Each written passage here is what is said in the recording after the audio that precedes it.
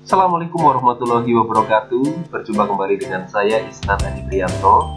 Pada video kali ini saya akan membahas materi menyusun teks eksplanasi dengan memperhatikan struktur dan kebahasaan. Setelah mempelajari materi ini, siswa diharapkan dapat menyusun teks eksplanasi dengan memperhatikan struktur dan kebahasaan. Dalam kehidupan sehari-hari, kita pasti pernah menyaksikan berbagai fenomena. Fenomena adalah hal-hal yang dapat disaksikan dengan panca indera dan dapat diterangkan, serta dinilai secara ilmiah. Sesuatu yang luar biasa atau keajaiban. Lebih lanjut, fenomena merupakan suatu gejala yang tidak biasa, sesuatu hal yang di luar kebiasaan atau menyimpang.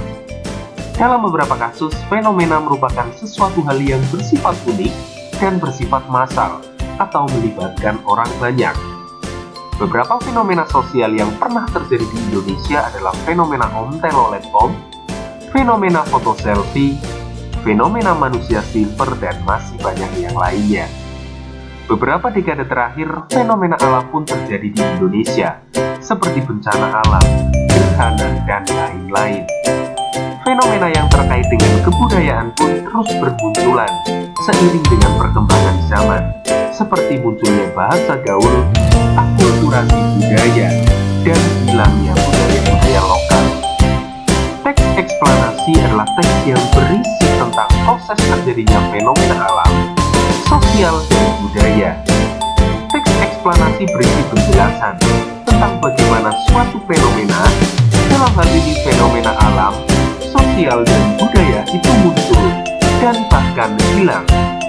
Penjelasan tentang proses terjadinya fenomena disajikan secara kronologis dan didukung oleh data-data yang bersifat ilmiah atau faktual. Berikutnya, langkah-langkah menyusun teks eksplanasi. Langkah pertama menyusun teks eksplanasi adalah mendaftar topik-topik yang dapat dikembangkan dari teks eksplanasi. Topik atau masalah yang diangkat dalam teks eksplanasi harus berkaitan dengan fenomena alam, sosial, atau budaya. Langkah kedua, menyusun kerangka teks eksplanasi. Kerangka teks eksplanasi dibuat untuk memudahkan pengembangan teks eksplanasi. Langkah ketiga, mengembangkan kerangka teks eksplanasi. Berikut contoh kerangka teks eksplanasi. Teks eksplanasi yang akan saya buat mengangkat masalah tentang fenomena rokok di kalangan remaja. Setelah menentukan topik, lalu kita tentukan hal-hal apa saja yang akan kita bahas dalam teks eksplanasi sesuai dengan topik tersebut. Pertama, menentukan hal-hal yang akan kita bahas atau pokok bahasan pada bagian identifikasi fenomena. Seperti kita ketahui, bagian identifikasi fenomena berisi penjelasan umum tentang fenomena yang dibahas. Isi bagian ini dapat berupa jawaban dari bagaimana atau seperti apa fenomena yang akan dibahas. Sesuai topik yang sudah saya tentukan, saya akan memberikan penjelasan tentang bagaimana atau seperti apa fenomena rokok di kalangan remaja pada bagian identifikasi fenomena. Berikutnya, menentukan hal-hal yang dibahas atau pokok bahasan pada bagian proses kejadian. Seperti kita ketahui, bagian ini berisi penjelasan tentang proses atau urutan terjadinya fenomena. Jika kalian akan membuat teks eksplanasi dengan pola pengembangan sebab akibat, maka kalian perlu mendata terlebih dahulu hal-hal yang merupakan penyebab munculnya fenomena yang akan dibahas. Jika kalian akan membuat teks eksplanasi dengan pola pengembangan proses, maka kalian harus mendata terlebih dahulu rincian dari proses terjadinya fenomena yang akan dibahas. Kali ini, saya akan membuat teks eksplanasi dengan pola pengembangan sebab akibat. Saya sudah menentukan dua sebab munculnya fenomena rokok di kalangan remaja. Pertama, harga rokok murah.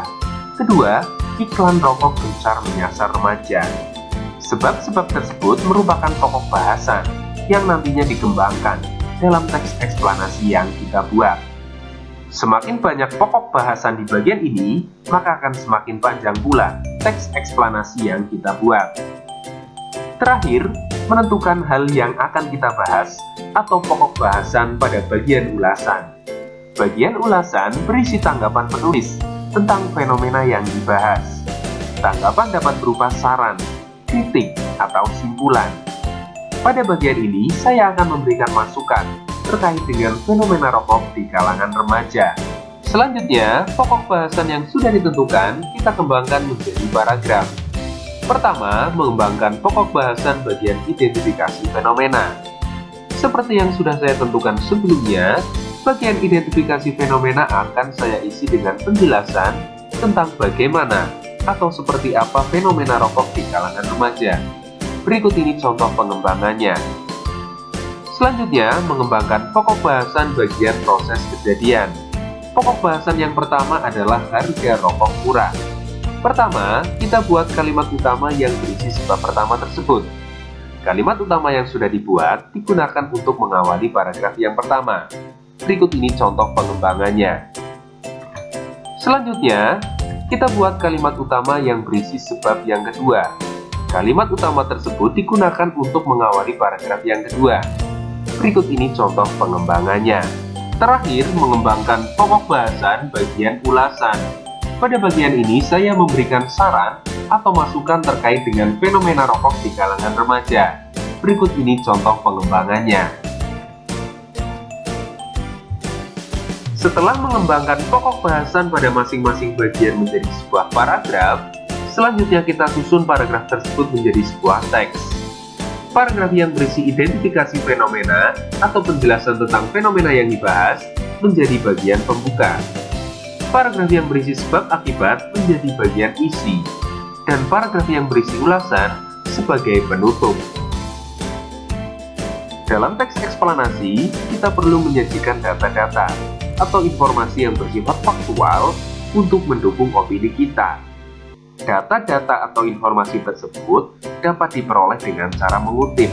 Mengutip adalah mengambil informasi dari berbagai sumber, seperti buku, media massa cetak maupun online, dan lainnya. Data-data atau informasi yang dikutip dapat berupa pendapat ahli, hasil penelitian yang dilakukan perseorangan atau lembaga, dan lain sebagainya. Pada contoh tersebut, saya mengutip pendapat ahli untuk mendukung opini saya tentang gencarnya iklan rokok yang menyasar remaja. Saya mengutip informasi yang disampaikan oleh Lestari Nurhajati. Informasi tersebut saya peroleh dari situs berita online kompas.com.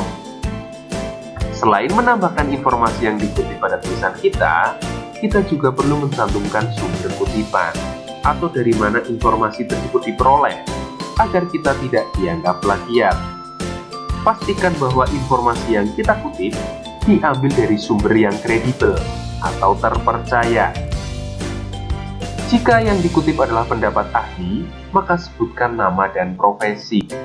Jika yang dikutip adalah informasi hasil penelitian sebuah lembaga, maka sebutkan nama lembaga yang bersangkutan dan tahun penelitian. Jika yang dikutip adalah informasi dari buku, maka sebutkan judul buku, penulis, dan tahun terbit buku.